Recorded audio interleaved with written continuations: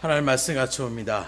시작하신 하나님 말씀은 사사기 6장 19절로 24절까지 말씀입니다.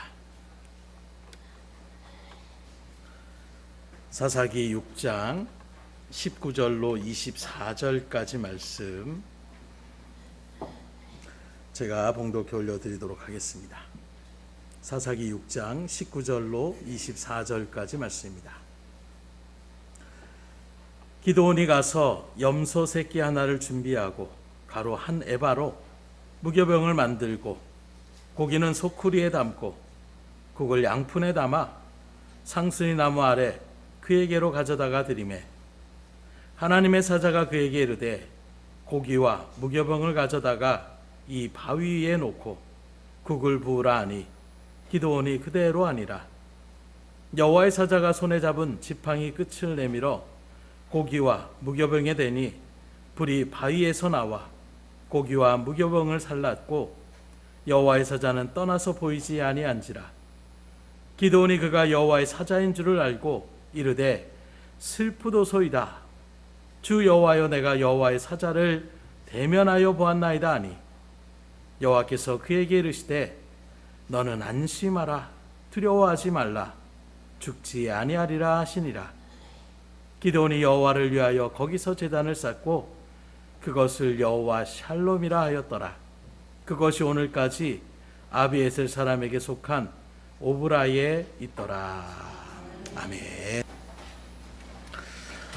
우리 옆사람과 인사 나누겠습니다. 오늘도 하나님의 평강이 함께하길 원합니다. 하나님의 평강이 함께하길 원합니다. 하나님의 평강이 함께하길 원합니다. 바로 이게 여호와 샬롬입니다. 그래서 이스라엘 백성들에게 있어서 마치 그들이 인사와도 같이 만나면 항상 빠짐없이 헤어질 때나 만날 때나 맨 처음에 하는 말이 여호와 샬롬 또는 샬롬이라는 인사를 그들의 어떤 삶의 일들 가운데에 이야기하고 있는. 근데 사실 이 여호와 샬롬이라는 이 단어는 오늘 우리가 읽었던 사사기 6장의 기드온의 이 사건에서 단 한 번 그렇게 등장하는 단어예요. 그 외에는 뭐 성경에 평화, 평강 뭐 이런 단어들을 많이 사용하는데 여호와 샬롬이라는 이 샬롬이라는 단어를 쓴 본문은 바로 오늘 읽은 본문의 내용인데, 특별히 요즘 참 나라적으로 또 삶적으로 힘들고 어려운 그런 지경 가운데서 오늘 이 샬롬의 은혜가 여러분들의 삶 가운데에 그대로 임할 수 있기를 주님으로 축원합니다.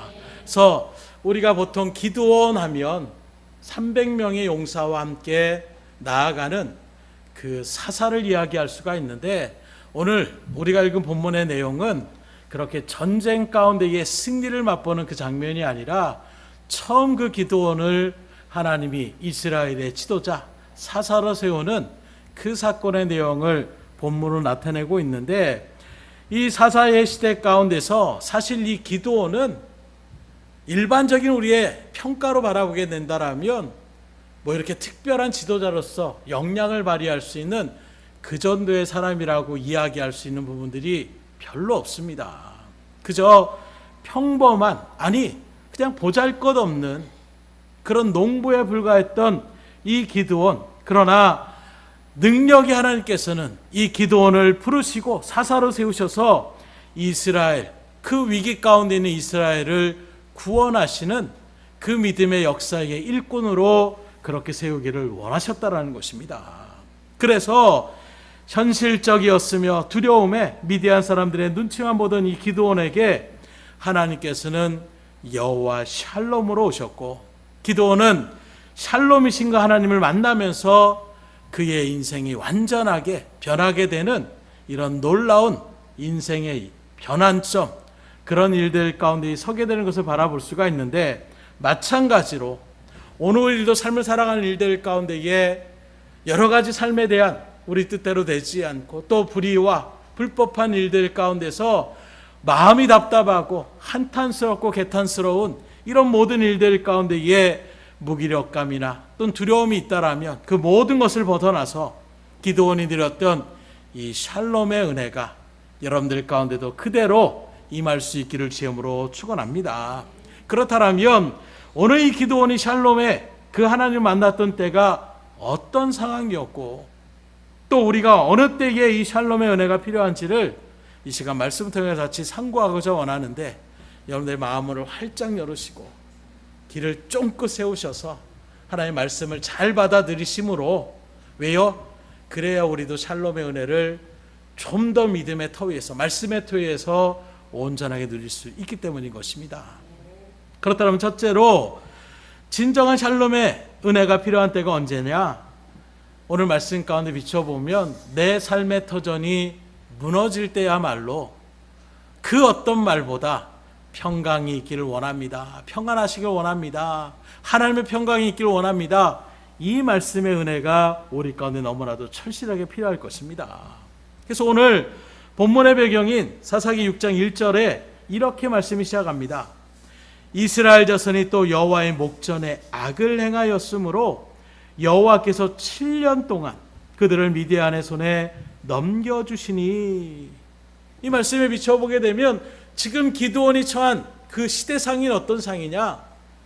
이스라엘 백성들이 하나님의 뜻을 거스리고 하나님 앞에서 오히려 악을 행하며 나가는 이 일들 가운데서 하나님이 그들을 징계하시기 위하여 미디안이라는 다른 족속을 통하여 7년 동안 그 미디안 족속의 손에 넘겨주셨다, 이렇게 얘기하고 있는 것입니다.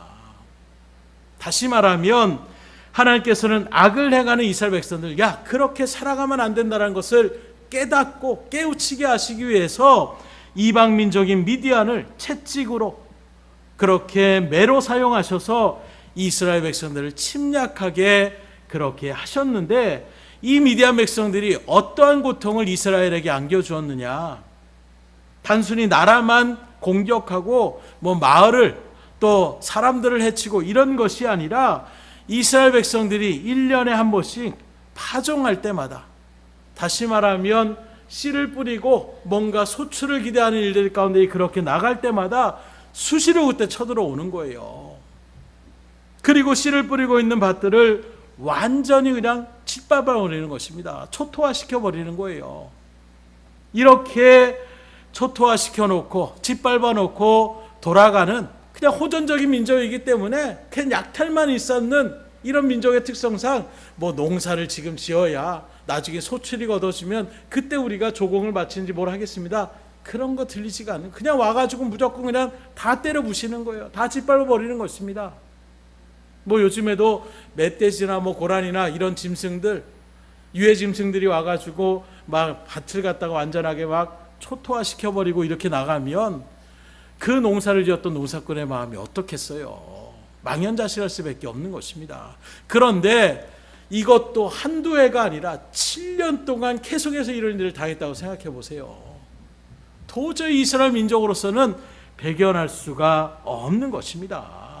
특별히 소출을 거둘 때 뺏기더라면 조금이라도 창고에 남겨두거나 숨겨두기라도 할 텐데 아예 파종하는 그 시기에 쳐들어와서 그 일들을 저질러 버리니, 그래서 세상에 얘기할 때도 종자씨라는 것은 꼭 남겨둔다고 얘기하잖아요.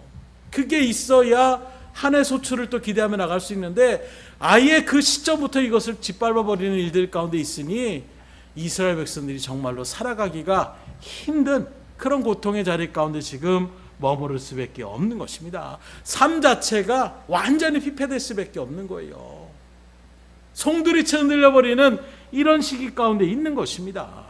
어쩌면 오늘 이 시대를 살아가는 여러분들 가운데서도 그렇게 삶에 대한 어떤 그 모든 것들이 흔들림 가운데에 어떻게 살아갈까 막막함으로 그렇게 처한 분들도 있을지 모릅니다. 아니, 실질적으로 그 태풍의 피해 가운데서 깜짝 놀라서 그냥 마을 하나가 완전하게 침수되어져 있는 그런 모습을 바라볼 때에 거기에 살던 사람들은 어떤 마음이겠습니까? 저걸 또 언제 복구하고 언제 또 그 일들을 갖다가 원래의 삶으로 돌아갈 수 있을까? 막막할 수밖에 없을 거예요.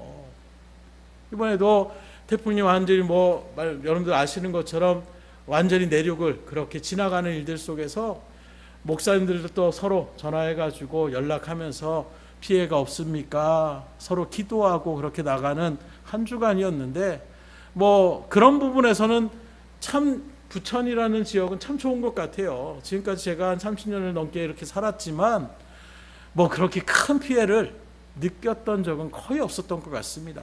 뭐 비 피해나 또 바람의 피해나 웬만해서는 그런 것들이 느려지지 않는. 그래서 목사님들이 거기는 어떻습니까? 얘기를 하면 여긴 지대도 높고 이래가지고 별로 그런 피해를 느끼지 못합니다. 아유 감사하네요. 이렇게 말씀하면서 일들을 지나가는데, 그런 마음 가운데서 그런 생각이 문득 들더라고요. 뉴스를 바라보는 사람들을 바라볼 때에 그렇게 태풍이 불어도 별로, 그러니까 몇십 년 동안 그런 일들이 일들 가운데 아무리 태풍이 몰아치고 비바람이 쳐도 큰 피해를 입지 않는 것이 이제 삶적으로 이게 익숙해지다 보니까 그런 일들의 뉴스가 들려도 별일 없겠지 하는 마음이 먼저 있는 거예요. 그런 모습에서 말 그대로 서울 경기 지역에도 그렇게 온다라고 했을 때에, 특별히 뭐 반지하를 살아가는 사람들, 한전 그 작년에 일어났던 그런 아픔이 있었기 때문에 자정에 넘어서까지 정말로 두려움 가운데 살아가는 그런 사람들의 마음을 생각하게 되니까 내가 정말로 너무 안이한 마음 가운데 있는 것이 아닌가. 같은 그 시간대에서도 누구는 아무런 뭐 상관없이 그런 말을 했어요. 우리는 저런 태풍인데 지금도 그냥 자유롭게 식사를 그냥 아무렇지도 않게 하고 있구나. 지금 이 순간에도 비 피해가 혹시 날까봐 하는, 아니 실질적으로 나의 생명에 대한 어떤 피해를 입을까 하는 그럴 일 가운데 사람들을 생각한다라면, 이 모든 것들이 정말로 한편으로는 하나님의 은혜이지만 또 한편으로는 그런 모습들을 우리가 생각하면서 기도의 무릎을 꿇어야 되지 않을까라는 생각이 절로 생기더라고요. 이 자리에 계신 분들도 피해를 혹시 입으신 분들도 있고 피해를 입지 않는 분들도 있겠지만, 오늘 이 말씀의 일들 가운데서 지금도 삶을 살아가는데 꼭 그런 태풍의 피해뿐만이 아니라 삶을 살아갈 때의 경제적인 어려움, 우리 집사님이 오늘도 기도하신 것처럼 삶적으로 나타나는 수많은 어려움들이 우리 가운데 이게 계속해서 일어날 수밖에 없는 거예요. 그런 일들 가운데서 정말로 하나님의 은혜 가운데에 가장 위로가 되는 말이 무엇이겠습니까? 하나님의 평강이 함께 있기를 원합니다. 두렵고 떨리고 걱정과 근심과 그 막막함과 답답한 가운데에 가장 그 마음을 한마디로 위로해 줄 수 있는 말이 무엇이겠습니까? 바로 여호와 샬롬의 은혜가 그 가운데 반드시 필요하다라는 거예요. 이 평강의 마음이라는 것이 쉽지 않습니다. 저도 스스로가 좀 놀란 것이, 뭔가 하나가 고민이 되고 그것에 집중하게 되면 잠을 이루지 못하겠더라고요. 머리가 아플 정도로 신경을 굉장히 쓰는, 내가 이런 스타일이었구나 새삼 느끼게 되는 겁니다. 아무리 그런 마음 가운데 평안해야지, 하나님이 해주시겠지, 마음을 충분히 그렇게 다스리며 나가려고 해도 한 번 거기에 뭐가 꽂히니까 그 마음 가운데서 평안을 찾기가 쉽지 않은 거예요. 하나님이 평안을 주신다라는 이 말씀, 우리가 평안하십시오라고 해서 평안한다라면 제가 가는 사람들마다 만날 때마다 그렇게 하겠어요. 근데 제가 그렇게 할 수 있는 능력이 저한테는 없습니다. 그러나 하나님은 있어요. 그래서 하나님의 평강이 임하는 것입니다. 뭐 목사의 평강이 있기 원합니다, 등대교의 평강이 있기 원합니다, 이게 아니에요. 하나님의 평강이 우리 가운데 임할 때에 한순간에 그 근심과 고통과 걱정들이 물러가게 되는 은혜를 누릴 수 있기를 주임으로 축복합니다. 그래서 이 샬롬이라는 그 원어의 뜻은 평강, 평화라는 일반적인 의미가 있지만, 본래의 샬롬의 의미는 그렇게 단순한 의미가 있는 것이 아니라 그 의미 가운데서는 완성한다, 성취된다, 이런 의미도 내포하고 있어요. 꼭 이런 말들을 종합적으로 바라보게 되면 내 인생에서 필요한 것들이, 그리고 내가 진정으로 구하고 있는 것들이 다시 회복이 되어지는 상태가 바로 샬롬의 은혜임을 우리가 바라볼 수가 있는 것입니다. 그러니 그냥 무작정 평화로워야지 이게 아니라, 그 모든 것들이 무너진 것들이 회복되어지고 문제가 해결되어지는, 실적인 우리의 삶의 일들 가운데 고민이 해결되어지는 그 일들 가운데 누려지는 그 평강이 바로 샬롬의 평강이라는 거예요. 그러니까 입 바른 소리가 아니라 하나님의 평강이 임한다라는 것은 실적으로 그 모든 일들이 회복되어지고 성취되어진다라는 이것이 바로 샬롬의 진정한 의미라고 얘기할 수가 있는 것입니다. 그런데 이런 일들 가운데 선다라면 우리가 샬롬을 필요로 하지 않는 사람이 다 어디 있겠어요? 그런데 여기서 우리가 분명히 알아야 될 것은 이러한 샬롬의 은혜, 회복의 은혜가 필요하다라면 먼저 전제되어야 될 것이 있다는 것입니다. 그냥 아무 때나 샬롬의 평화가, 샬롬의 은혜가 우리 가운데에 임하는 것이 아니라는 거예요. 그러면 뭐가 전제가 되어야 되느냐? 지금 이스라엘 백성들이 왜 이렇게 힘들어진 상황 가운데 있습니까? 왜 미디안이라는 족속 가운데 그렇게 7년간이나 괴롭힘을 당하고 삶의 모든 삶이 송두리째 흔들릴 수밖에 없는 그런 위기 가운데에 있었던 가장 큰 원인이 무엇이었습니까? 그냥 미디안 족속이 심심해 쳐들어온 것입니까?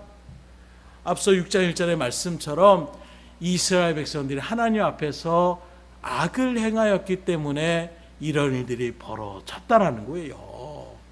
그래서 그 악을 행하는 걸, 내가 지금 잘못된 길을 걷고 있구나, 내가 하나님의 백성다운 삶을 살아가고 있지 않구나, 이걸 깨닫게 하기 위해서 하나님의 백성이나 하나님의 자녀라면, 내가 택함받은 구원받은 백성이라면 이렇게 살아가는 것이 마땅한 것이지, 이걸 깨닫게 하기 위해서 지금 미디안 족속의 그 치심을 허락해 놓으셨다라는 거예요.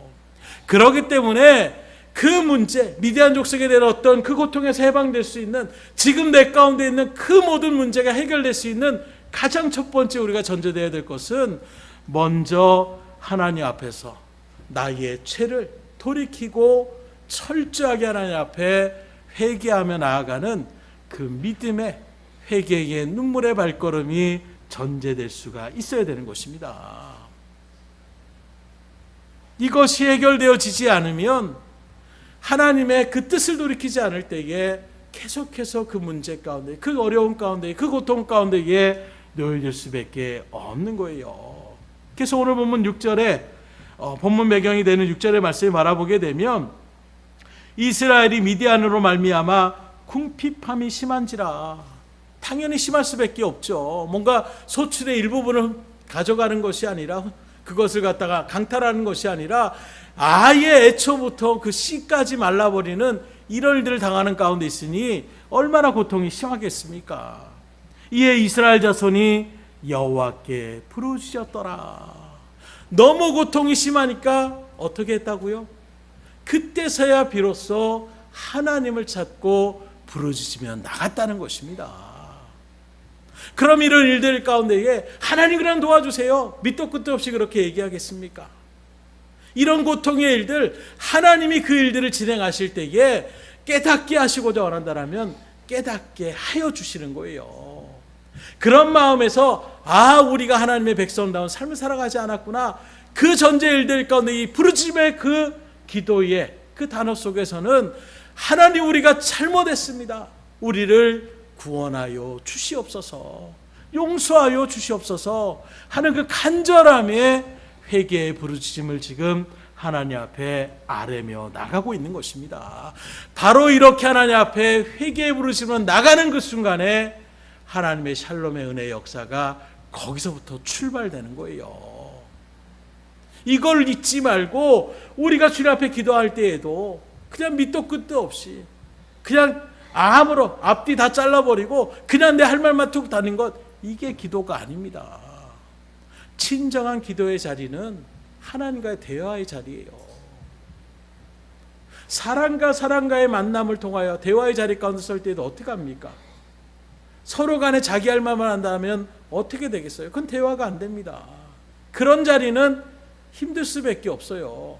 서로가 상대방의 마음을 이해하고, 그리고 그 이야기를 듣고 또 상대방에게 위로와 격려와 또 이런 말들이 오고 갈 때에 거기서부터 대화가 풍성하게 이루어지고 마음의 따뜻함을 느끼며 정말로 이 사람은 나에게 지인이다, 나의 영원한 직이다, 이렇게 우리가 느껴질 수 있는 것은 다른 것이 아니에요.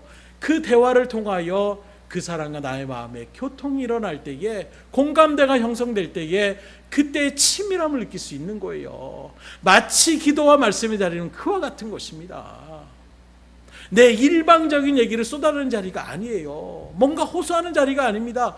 하나님의 음성을 내가 귀를 기울여 나가는 자리가 바로 기도의 자리임을 우리가 잊어서는 안 된다라는 거예요. 그러므로 앞서도 말씀드렸듯이 우리가 분명하게 기억해야 될 것은 우리의 삶이 송두리째 위협받고 흔들릴 때에 이건 하나님이 나에게 심판하시는 거다. 하나님이 나를 징계하시는 것이다. 이 마음보다는 하나님이 여전히 나를 사랑하시고 나를 하나님의 은혜의 자리 가운데 이끌어 가시기 위하여 나를 깨닫게 하시고 하나님의 관계를 다시금 회복하게 하시기 위하여 하나님이 나에게 주시는 정말로 깨닫게 하시는 그런 채찍으로 우리가 생각하시고 지금 삶이 흔들리는 고통 가운데 있더라도 오히려 나의 삶을 돌아보며 하나님 앞에 우리의 모든 잘못들을 온전히 아뢰심으로 하나님 앞에 다시금 믿음 가운데에 설 수 있기를 주님으로 축원합니다. 이게 성경이 우리에게 말씀하고 있는 거예요. 수많은 말씀의 역사 속에서 너무나도 여러분들이 알고 있지만 알고는 있는데 이렇게 행하지 못했던 이스라엘 백성들, 또 오늘날에도 행하지 못했던 수많은 믿음의 백성들이 여전히 그 아픔과 고통 가운데서 헤어나오지 못하는 거예요. 알면 그대로 진행하면 되는데 하나님이 지금 내가 문제가 있구나, 이 문제에 대한 것들을 그냥 상황으로 또 사람과의 관계로 내가 뭔가 실수해서 이런 것들 이전에 내가 하나님과 관계 가운데 지금 단절된 부분이 무엇일까? 내가 하나님의 백성을, 내가 하나님의 택함받은 부름받은 하나님의 일꾼임을 생각하지 못하고 내 생각대로 나가진 부분은 또 무엇이 있을까? 나를 돌아보고 성찰하는 시간이 되셔서 그 일들 가운데에 도저히 모르겠으면 하나님 앞에 그 부분도 기억하고 기도하는 거예요. 하나님, 우리 집사님 기도한 것처럼 알게 모르게 일주일 동안도 우리가 지었던 죄에 대한 고백이 바로 그런 고백인 것입니다. 하나님, 내가 뭘 했는지 모르겠습니다. 하나님 깨닫게 해주셔서 알게 하여 주시면 제가 돌이키는 삶으로 나아가겠습니다. 기도하면 하나님께서 생각나게 하여 주시는 거예요. 그리고 그런 삶의 부분들을 변화시키며 나아갈 때에 거기서부터 하나님의 놀라운 역사는 일어나게 되는 것입니다. 왜냐하면 애초부터 하나님은 우리를 괴롭히려고 매를 드신 것이 아니에요. 깨닫고 그 일들의 잘못이 무엇인지를 분명하게 알면 그 다음에 품에 안아주시고 그래 다시는 그런 일을 하지 말아라. 매 정도로 끝나는 것이 아니라 계속해서 그 일들 가운데 잘못된 일들 가운데 서게 되면 그 인생 자체가 무너질 수 있기에 잠깐의 아픔은 있지만 계속 우리가 어린 아이들을 갖다가 자녀들을 양육하며 나갈 때에 때로 강력하게 매를 들며 나가는, 웬만하면 매를 들지 않지만 그럼에도 불구하고 매를 들려고 할 때는 왜 그렇습니까? 너 한번 죽어봐라 하고 매를 든 사람은 아무도 없을 거예요. 그런 부분은 없을 것입니다. 물론 정말로 이 시간에 폐륜화적인 여러 가지 일들이 일어나긴 하지만 대부분의 어떤 가족을 세우신 하나님의 뜻 가운데에 우리의 어떤 양심이나 영적인 일들로 부모로서 자녀들을 사랑하는 마음, 그리고 그 자녀들이 잘 되기를 하는 마음, 그 마음으로 인해서 지금 당장 잠깐의 아픔이 있고 고통이 없고 눈물을 쏙 빼지만 그 일들을 통해 그 마음이 다시는 그런 나쁜 일에 들어서지 않는다라면 오히려 좀 더 그 삶의 일들이 나음의 삶의 자리로 갈 수 있다라는 그 이유로 때로는 부모가 엄하게 그렇게 아이들을 훈계하며 나가는 이런 모습 가운데 있는 것처럼 하나님도 우리에게 똑같은 거예요. 그렇기 때문에 그때 제가 몇 번 말씀을, 저도 고집이 있어서 잘못했습니다 이 말하기가 모르는 건 아닌데 그 말하는 게 괜히 어색하고 괜히 부끄럽고 이런 마음이 있어서 잘못했다는 말을 잘못했어 안 했어? 그러면 그냥 입을 꾹 다물고 있는 거예요. 그러면 어떻게 됩니까? 매만 더 맞을 수밖에 없는 거예요. 우리가 그렇게 나갈 때가 참 많이 있더라고요. 빨리 깨닫고 하나님 내가 잘못했습니다. 하나님 내가 이런 문제가 있었습니다. 하나님 용서를 구합니다. 다시는 그런 일들 가운데에 서지 않겠습니다. 육신의 자녀가 그렇게 고백한다라면 부모도 그래 이제 깨달았구나. 많이 아팠지. 오히려 자녀를 때려놓고서 가만히 있는 부모가 아니라 잠들면 오히려 그 일들 가운데 뭐 약을 발라주든가 쓰다듬어 주는 걸, 이게 부모의 모습인 것처럼 하나님도 절절한 마음으로 우리들을 그렇게 바라보고 계시는 거예요.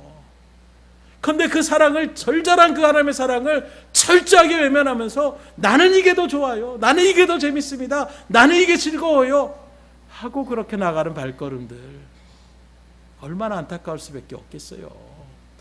우리가 부모로서 자녀를 사랑하는 마음보다 하나님께서 우리를 사랑하는 마음이 더 크고 더 강렬한데, 자녀가 잘못된 길을 잡고 말을 안 듣고 나가면 부모의 마음이 정말로 절절한 그런 마음이, 왜 저럴까 답답하기도 하고 어쩔 수 없는 그런 일들 가운데 서는 것보다 하나님이 그 마음이 얼마나 우리를 안타깝게 여기겠어요.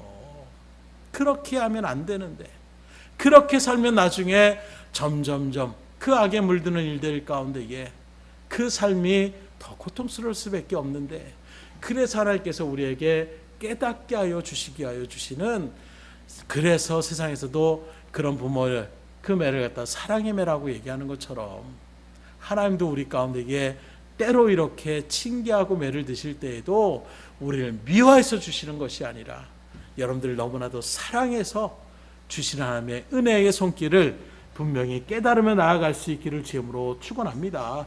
그때 깨달으면 어떻게 됩니까? 돌아가면 되는 거예요. 탕자와 같이 다시금 아버지에게로 돌아가면 되는 것입니다.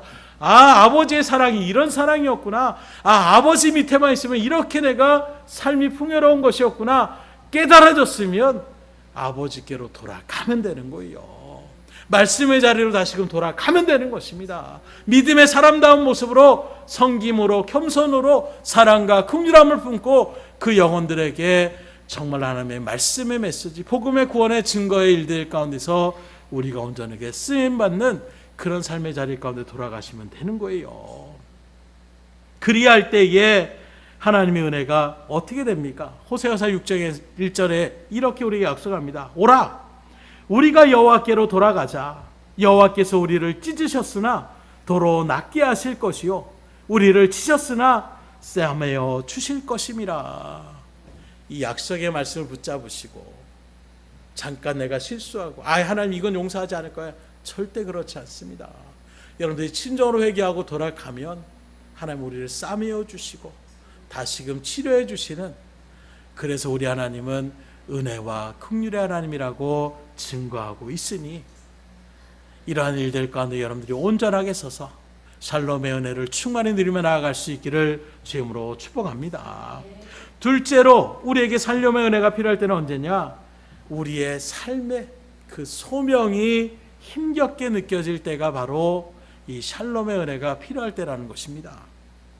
하나님께서 이스라엘의 이 부르짖음을 들으시고 그들을 건져주시고 다시금 하나님의 믿음의 백성된 삶에 그 새로운 장을 지금 열어주시기 위하여 지도자, 다시 말하면 사사를 지금 세우려고 하시는데, 이 사사기의 말씀은 한마디로 얘기해서 계속해서 반복되어지는 악순환인데, 그게 바로 무엇이냐?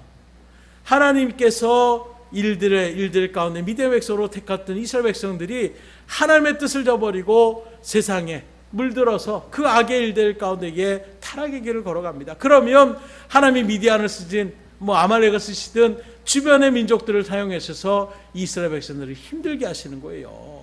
깨닫게 하시기 위해서 또 매를 드십니다. 그러면 고통 속에서 버텨내는 거예요. 그러다가 7년의 기간 가운데 있으면 어떻게 됩니까? 이제는 더 이상 못 버틴다 할 때에, 그때에 마지막으로 코너에 몰리면 그때서 비로소 하나님을 찾는 거예요. 하나님, 내가 용서를 구합니다. 하나님, 내가 잘못했습니다. 하나님, 백성답게 살겠습니다. 하나님의 구원하는 일들 가운데 구원을 베풀어 달라고 기도하면, 그러면 그때 하나님께서 능력의 지도자를 세우는데, 그걸 바로 사사라고 표현하는 거예요. 그래서 그렇게 사사로 세움받은 사람이 그 일들 가운데 하나님의 말씀의 뜻대로 나아가서 그 괴롭히는 민족들을 물리쳐버립니다. 그러면 이스라엘 백성들이 또 평안이 와요. 그러면은 그 평안 가운데서 또 어떻게 되느냐? 언제 그런 것이 또 세상의 그 타락의 길로 또 빠져드는 거예요. 그럼 하나님께서 또 어떻게 합니까? 또 정신 차리게 하기 위해서 어떻게 합니까? 또 이방 민족을 사용해서 매를 드시는 것입니다. 그럼 또 이스라엘 백성들이 고통 가운데 참다 견디다 못하다가 하나님 도와주세요, 하나님 구원해 주세요, 우리가 용서를 구합니다. 그러면 또 사사를 세워가지고 쫓아내고, 그러면 다시 평화가 오고, 그러면 또 죄를 짓고, 이 악순환이 계속 반복되는 것입니다. 어떻게 이렇게 살아가지? 그런데 저의 삶을 돌아보니까 오늘날 우리들도 비슷한 삶을 살아가더라고요. 은혜 충만한 가운데서 하나님의 은혜가 무엇인지 깨닫고 하나님의 뜻대로 살아야지, 믿음 가운데 온전하게 나아가지, 그 믿음의 결단으로 그렇게 나아가던 발걸음이 좀 시간이 지나게 되면 어떻게 되느냐? 또 세상에 기웃기웃하기 시작하는 거예요. 하나님의 말씀을 앞세워 나가기보다는 세상의 어떤 그런 문화에, 또 세상의 어떤 원리를 드러내서 그럴 일들 가운데 남들도 다 그러는데 이런 마음으로 또 세상의 욕심으로 나도 모르게 나아가는 발걸음이 있는 것입니다.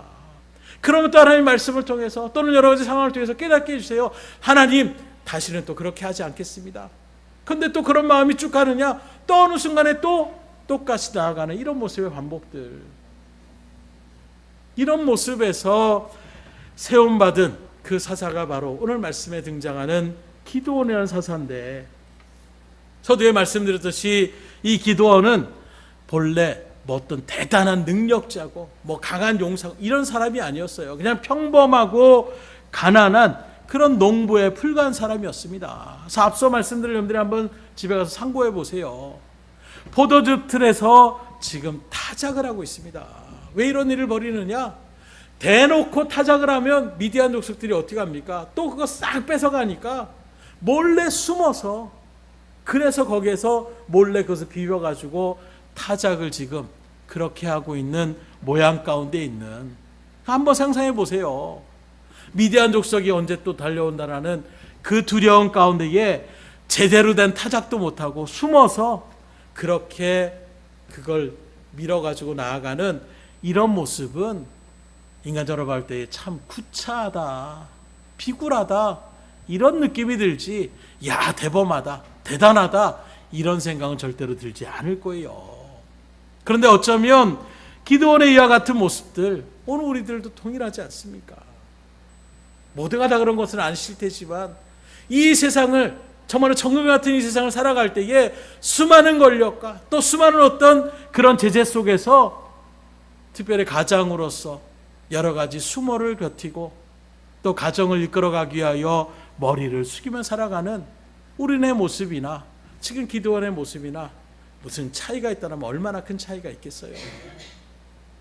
그 세상의 권력과 세상의 어떤 일들 가운데서 내가 하고 싶은 말 못하고 꾹 참고 에휴 그냥 이런 마음으로 스스로 그렇게 마음을 죽이며 또 삶을 갖다가 이뤄나가는 발걸음들이 오늘 우리가 살아가는 이 시대에 우리의 보편화된 그런 모습이지 않습니까?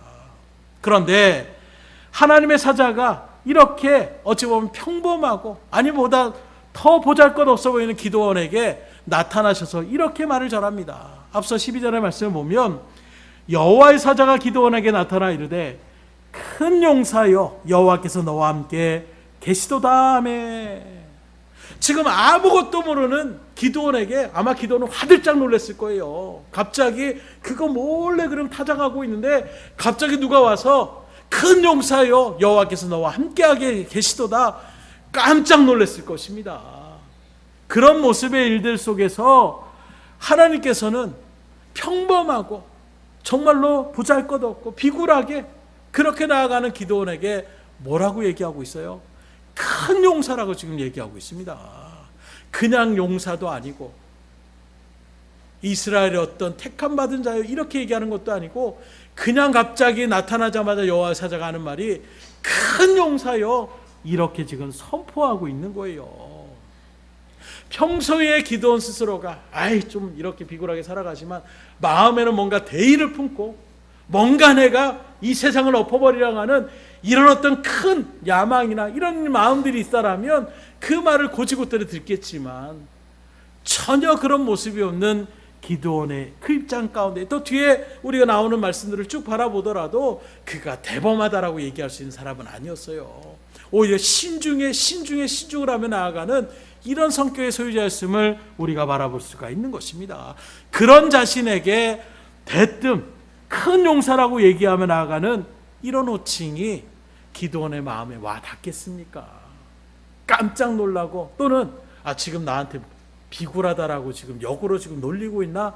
아마 이런 마음을 가졌을지도 모르겠어요. 그러나 왜 주님께서 이렇게 말씀하실까요? 그건 그를 통하여 지금은 당장 평범하고 또 때론 비굴해 보이는 그런 농부의 한낱 필부에 불과하지만 하나님이 그를 들어 사용하셔서 그 미디안 족속들을 쫓아내시고 이스라엘 백성을 구원할 수 있는 믿음의 큰 용사로 세워주시기로 작정했기 때문에 그래서 큰 용사라고 지금 선포하며 나가고 있는 것입니다. 그런데 말씀을 주신 기드온의 입장에서는 큰 용사라는 말이 귀에 담아지지가 않는 거예요. 내가 스스로도 내가 느껴지지가 않는데 그 말이 들려오겠습니다. 그래서 기드온의 마음에는 큰 용사라는 질문이 아니라 그 다음에 들려왔던 하나님이 너와 함께 계시다, 이 말씀이 기드온의 마음까지는 우라통이 쳐미는 거예요. 왜요?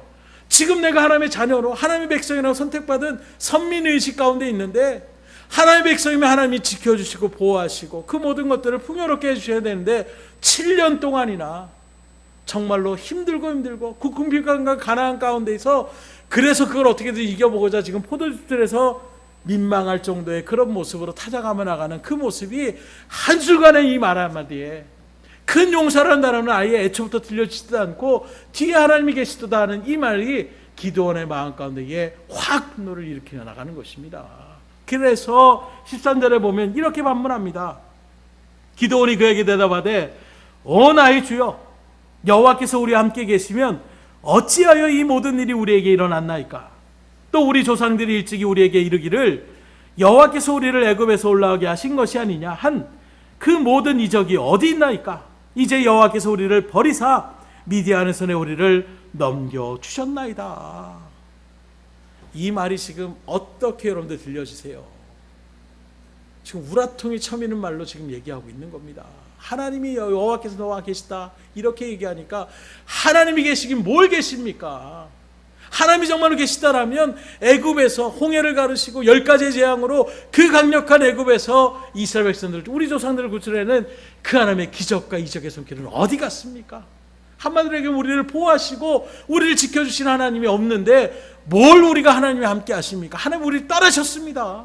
내가 죽었다 생각해도 하나님은 이미 우리를 떠나셨기 때문에 지금 미디안의 민족에게 우리가 이렇게 괴롭힘을 당하고 있는 그 정도를 내가 알고 있는데 지금 하나님이 나와 함께 하시다라니, 하나님이 우리와 함께 하시다라는 것은 말도 안 되는 소리입니다. 그 능력이 하나님이 우리와 함께 하시는데 어떻게 이런 일이 벌어질 수 있습니까? 이렇게 지금 반문하고 있는 거예요. 그러나 사실 이것은 기드온이 하나님의 의도를 잘못 알고 있는 것입니다. 물론 그의 생각에 지금 하나님이 그를 떠나셨다고 생각할 수 있어요. 그러나 사실 하나님이 떠나시지 않았어요. 그들을 깨닫게 하기 위해서 부단하게 지금도 관심을 갖고 그들 가운데 함께 하시는 하나님이신 것입니다. 거기에 더불어 더 나아가 이제는 지금 이 순간이 아니라 그 기드온과 함께 하시다라는 이 말은 내가 너와 함께함을 통하여 정말로 큰 믿음의 용사로서 그 이스라엘을 구원한 백성으로 삼아주시고자 하는 하나님의 의도가 있었다는 거예요. 그래서 이걸 깨닫지 못하고 우라통이 쳐미듯이 그렇게 확 쏟아내는 이 기드온에게 하나님이 이렇게 인내하시면서 말씀하시는 거예요. 14절의 말씀을 봅니다. 여호와께서 그를 향하여 이르시되 너는 가서 이 너의 힘으로 이스라엘을 미디안의 손에서 구원하라. 내가 너를 보낸 것이 아니냐 하시니라. 내가 너를 보냈다라고, 내가 너를 지금 선택했다라고 하나님께서 말씀하시는 거예요. 뭘로 선택하십니까? 이 이스라엘 민족을 미디안의 그 악독한 손길에서 구원해 주시게 하여 지금 내가 너와 함께 할 것이고 너를 선택해서 이 일들을 일어나시겠다라고 지금 기드온을 찾아온 것입니다. 그러자 기드온이 하나님을 향하여 또 뭐라고 합니까? 15절에 보니까 그러나 기드온이 그에게 대답하되 오 주여, 내가 무엇으로 이스라엘을 구원하리이까? 보소서, 나의 집은 므낫세 중에 극히 약하고 나는 내 아버지 집에서 가장 작은 자니이다. 그래서 우리가 아는 것처럼 므낫세와 에브라임에 대한 부분들을 여러분들이 아실 거예요. 곧 이스라엘 12지파 가운데 있을 때에 요셉의 두 아들이었던 이 므낫세와 에브라임을 갖다가 이제 그 어찌 보면은 큰아버지들의 그 반열 가운데에 동등하게 세워진 지파가 바로 이 므낫세의 에브라임인데, 특별히 또 므낫세의 에브라임 가운데서도 원래는 므낫세가 형이고 에브라임이 동생인데 야곱이 축복을 하는데 보통 오른손이 능력의 손이고 축복의 손이라고 했을 때에 그 손으로 장자의 머리에 얹고 그 다음에 왼손으로 그 에브라임의 손에 머리를 얹어야 되는데 야곱이 손을 이렇게 반대로 해가지고 오히려 에브라임의 머리에 오른손을 대고 므낫세의 머리에 왼손을 대는 거예요. 그래서 요셉이 아예 아버지 그거 아닙니다. 이쪽이 장자입니다. 손을 딱 다시 하려고 하니까 야곱이 뭐라고 합니까? 나도 안다. 아들아 나도 안다. 근데 하나님이 그렇게 시키신다고 얘기하고 있는 거예요. 그러니 어찌 보면 이스라엘의 요셉의 형들로부터 시작됐던 그 일들 속에서 이제 요셉의 때가 있는데 요셉이 두 지파 자신의 아들들, 그러니 어떤 지파적으로 얘기하면 가장 낮은, 거기서 또 에브라임이 원래는 자기의 동생인데 그 에브라임의 지파가 더 하나님의 은혜 가운데 풍성케 되는 거예요. 그런 모습에서 지금 기드온이 그 가장 지파 가운데서 가장 낮은 므낫세 지파에 있는 사람이 바로 저 같은 사람인데 제가 무슨 이 백성들을 구원할 수 있는 능력이 있겠습니까? 지금 이렇게 반응하고 있는 것입니다. 여러분들이 기드온의 입장이라도 충분히 그렇게 얘기할 수 있을 것 같지 않습니까? 내가 정말로 어떻게든 이 나라를 한번 구원해보자 하는 마음이 아니라 살 길을 찾기 위해서 나아가는 그런 모습 속에서 스스로가 나를 평가해도 내가 뭘 할 수 있겠어? 이렇게 생각하며 나가는 그 마음 가운데서 큰 용사로서, 그것도 한 민족을 구원하는 믿음의 지도자로 세움받겠다라는 것은 기드온의 입장에서는 받아들이기가 참 쉽지 않은 거예요. 가끔 우리 믿음의 성도들 가운데서도 등대교 성도들은 참 순종함을 나가시는데 제가 여러 가지 사역의 일들 가운데 그렇게 사역을 할 때에도 그런 일들이 참 많이 벌어집니다. 이제 새해가 또 시작되면 새로운 교사나 또는 성가대원이나 일꾼들이 이렇게 같이 또 선출해가지고 그 일들을 해야 되는데, 그런 일들 가운데서 전도사님 저 못합니다. 강도사님 저 할 수 없습니다. 저 능력이 안 됩니다. 이런저런 일들 가운데 거부하시는 분들이 의외로 많이 계시더라고요. 맞는 말입니다. 그런데 그것은 한 가지만 알고 두 가지를 모르는 거예요. 또 한 가지를 모르는 거예요. 그건 바로 무엇이냐? 그래요. 저도 마찬가지예요. 제가 잘나고 제가 담대하고 그 사람이, 저도 항상 조용한 성가대 지휘를 받을 때에도 선교단 일들 가운데 쓰는 것, 그때부터도 항상 말씀드렸잖아요. 학교에서 답을 알아도 손을 대서 저요 하는 스타일이 아니라 그냥 가만히 있는 스타일. 선생님이 갑자기 조정수 그러면 얼굴 뻘개져가지고 일어서기도 되게 힘들어하는 수줍음 많았던 그런 저 같은 사람을 갖다가 이렇게 말씀을 전하게 되는. 그래서 가끔씩 어떤 성령 집사님이 그럴 때 목사님 그렇게 40분이 넘게 그렇게 설교하는 거 저는 그거 못합니다. 이렇게 말씀해서 저도 못한다고 생각했어요. 제가 이 자리에 설 거는 꿈에도 그리지 못했고 생각도 못했습니다. 그런데 하나님이 만들어 가시면 그 일들을 진행할 수 있게 만들어 주시더라고요. 초창기에 아마 기억하실지 모르겠는데 처음 등대교회 10년 전에 그렇게 왔을 때에도 제가 처음에 설교할 때 거의 눈을 마주치지 못했어요. 가끔 이렇게 얘기하다가 잠깐 이렇게 보고 이렇게 나가고, 지금은 여러분들 한 명 한 명을 오히려 더 바라보며 나아갈 수 있는, 익숙해진 부분도 있겠지만 하나님께서 그렇게 믿음으로 세워나가면, 세상의 일들도 그렇더라고요.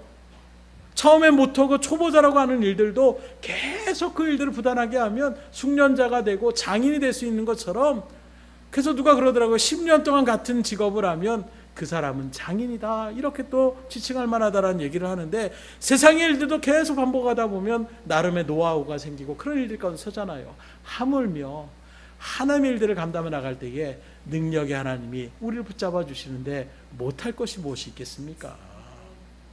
그 믿음으로 우리가 선다라면 전 능력이 없어서 못합니다. 그래요. 능력이 없어서 못하는 건 겸손할 수 있지만 하나님의 능력이 되시기 때문에. 그래서 우리 등대교회의 표어라고 할 수 있는 말씀이 바로 무엇입니까? 내게 능력 주지 않아서 내가 모든 것을 할 수 있느니라.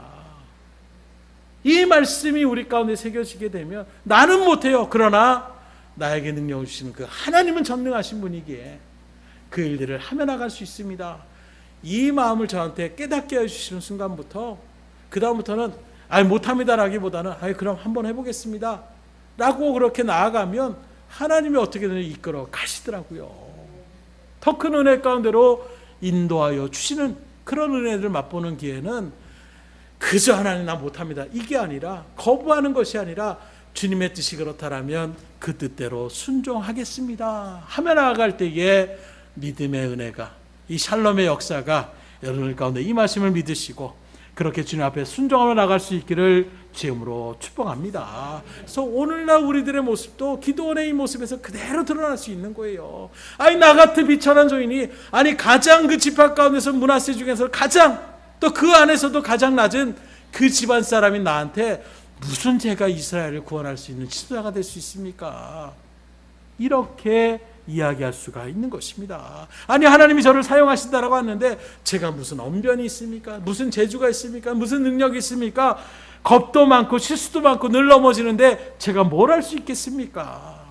그러나 지금 하나님께서 기드온에게 큰 용사요 여호와께서 너와 함께 계시다 이렇게 부르실 때에는 이것은 기드온의 지금의 모습을 지금 하나님 말씀하시는 것이 아니에요.